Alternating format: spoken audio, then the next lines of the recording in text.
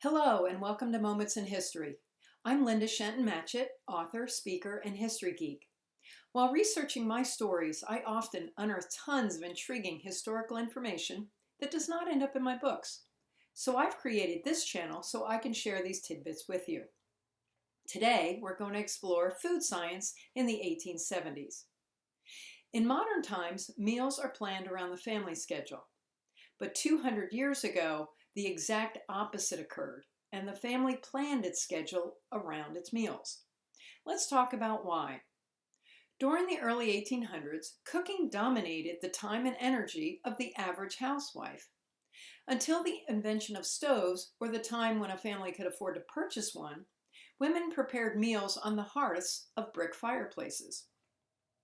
They used different types of fires and flames to prepare different types of food. For example, a controllable fire was used to roast and toast, while boiling and stewing required a smaller flame. Spices such as nutmeg and cinnamon, and seasonings like salt and pepper, had to be ground up with mortars and pestles. Milk had to be brought in from the cow, and cream and butter made from it.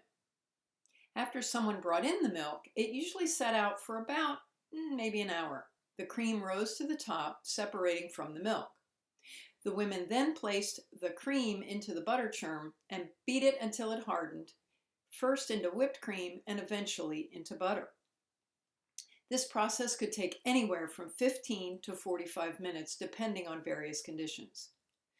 During this time period, homesteaders had a seasonal diet. In the spring and summer months, they ate many more fruits and vegetables than they did in the fall and winter. Most fruits and vegetables were grown on the homestead and immediately preserved for the long winter months ahead, since scurvy was a constant threat and settlers did their best to keep a well-balanced diet.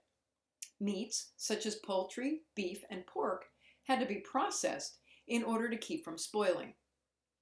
Catherine Beecher, sister of Uncle Tom's author Harriet Beecher Stowe, and a sort of 19th century version of Martha Stewart, wrote in 1873, "A thrifty and generous provider will see to it that her store closet is furnished with such a variety of articles that successive changes can be made in diet for a good length of time."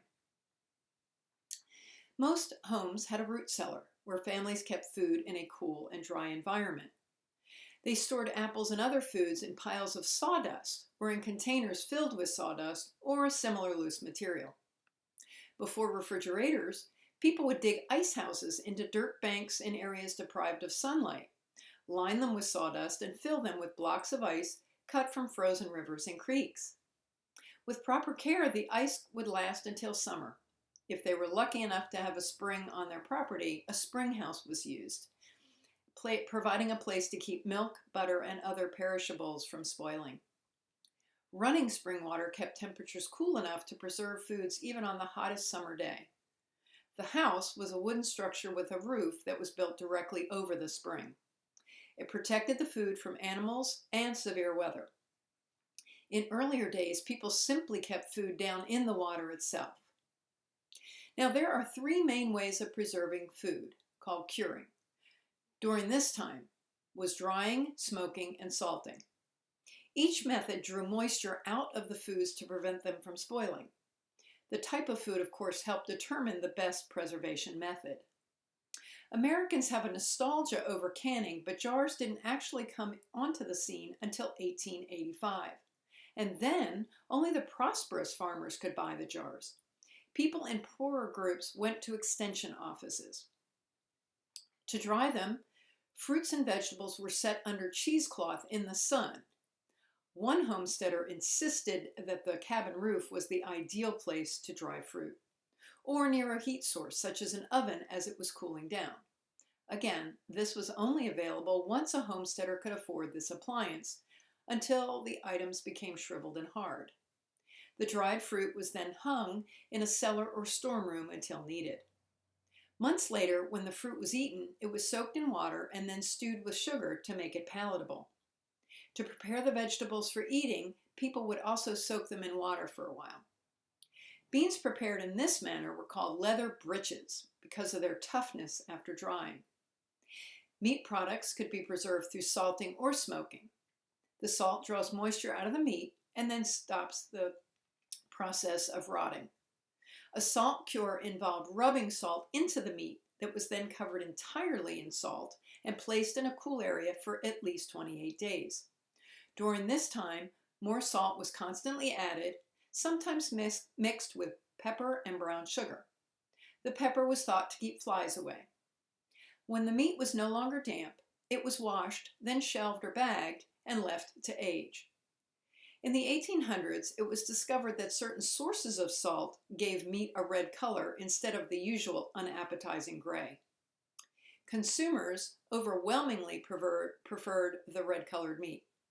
Some people later stored the meat buried in shelled corn because corn was an excellent insulator. Families would hang meat preserved through a smoke cure in rooms or buildings with fire pits. For a month, the meat was constantly exposed to the smoke, which dried it out while adding flavor. Using different kinds of wood for the fire, such as hickory or oak, could produce different tastes. Most families had a shelf in the smokehouse, a bench or a table in another building, or a box that could be used to store the meat. Curing ham was a long process. A mixture of salt, brown sugar, saltpeter, cayenne pepper, and allspice was rubbed all over the meat and placed in a barrel. After a week, the meat was covered with a brine of water, salt, and sugar. After 4 weeks, the ham was then removed from the brine and hung to dry another week before smoking, using hickory chips or corn cobs. Another way of salting pork was to put a layer of salt in the bottom of a barrel. The meat was sliced into strips, then placed over the salt. Another layer of salt was added, then the meat until all the pork was packed inside. A boiling hot brine then covered the pork. A weighted lid went on top. Here are the instructions from the intrepid Miss Beecher. To preserve 100 pounds of beef, you will need 4 quarts of rock salt, pounded fine, 4 ounces of saltpeter, pounded fine, and 4 pounds of brown sugar. Mix these well. Put a layer of meat in the bottom of a barrel with a thin layer of the mixture under it. Pack the meat into the barrel in layers. Between each layer, put proportions of the mixture, allowing a little more to the top layer. Then pour in the brine till the barrel is full. If the brine ever looks bloody or smells badly, it must be scalded and more salt put in it and poured over the meat. Brine was salt water that was traditionally strong enough to float an egg. 2 additional means of preservation were the use of fat and pickling. Fat has an astonishing ability to preserve. This is especially true when it rises to the top and seals in the food. When fat cools and seals the food in, it keeps the oxygen out. And without that precious oxygen, it takes much longer for the food to spoil. That's because bacteria needs the oxygen to proliferate. Biscuits and gravy came from this method of preserving ground meat cooked in patties, stored in crocks, and layered with rendered lard. Homesteaders would scoop out the patties with fat and use them to make sausage gravy. Additional lard provided the fat for the biscuits. Pickling is preserving foods in vinegar or another acid. Vinegar is produced from starches or sugars fermented first to alcohol, and then the alcohol is oxidized by certain bacteria to acetic acid. Wines, beers, and ciders are all routinely transformed into vinegars. Scholars think the method may have originated when food was placed in wine or beer to preserve it, since both have a low pH. Perhaps the wine or beer went sour and the taste of the food in it was appealing. By the 1800s, pickling was widely used. Containers had to be made of stoneware or glass because the vinegar would dissolve the metal from pots.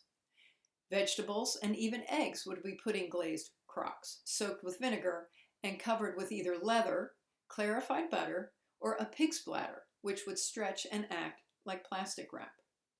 The highly acidic environment created by the vinegar protected the vegetables from spoiling. All of these processes were very labor-intensive. Can you see why families in the 1800s planned their schedules around their meals? I hope you enjoyed today's moment in history. If you'd like to learn more even history, please stop by my blog, found on my website at www.lindashentonmatchett.com. Please consider subscribing to my channel and click the bell icon to receive notifications of new episodes that release the second and fourth Fridays of each month. Thanks for watching and have a great day.